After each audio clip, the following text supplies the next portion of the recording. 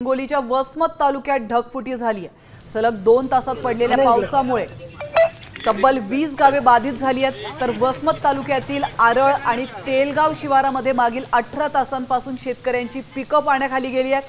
त्यामुळे शेतकरी अक्षरशः उद्ध्वस्त झालाय। आपण पाहू शकतो या दृश्यांच्या माध्यमातून तोडणीला आलेला सोयाबीन निसर्गाने त्यांच्याकडून हेरावून घेतलेला आहे। हा सोयाबीन वाहून गेलाय, त्यामुळे शेतकऱ्यांच्या डोळ्यात अश्रू दाटलेत।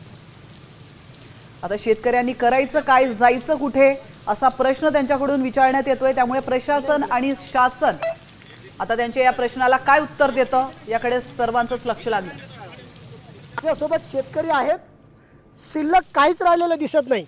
काहीच नाही दादा, सांगता वेळेस आपल्या माध्यमातून आम्हाला अश्रू अनावर होतात। हे बघा, हे सोयाबीन बघा, याला काय राहिलं? पहिल्या पाण्यामध्ये सोयाबीन गेलं, मूग गेला, उडीद गेला आणि आता राहिलं साहिलं कपाशी सुद्धा गेली। आपल्या माध्यमातून या शासनाला आम्हाला लाज वाटते तुमच्या पुढे बोलायची। कधी बी पाहिलं तर ही काय स्टंटबाजी झाली की काय असं वाटतंय। हृदय भरून येतं भावानो की कधी आलं तर कधीच पंचनामे केलेले कागद कोठे पडतात हे आम्हाला कळत सुद्धा नाही।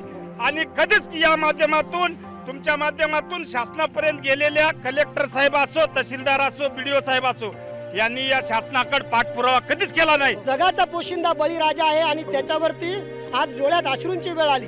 हो, तर काय या शासनापायी आली। शासन कधी बी पाहिलं तर याच्या अगोदर पण मी पाहिलं की कधी आमच्या वडिलांनी सुद्धा हे परिस्थिती जाणली, परंतु एवढी भयानक नाही आणि याच्या कोणताच असा मोहबदला शासनाने कधीच दिला नाही। संदीप नागरे, साम टीव्ही न्यूज, हिंगोली।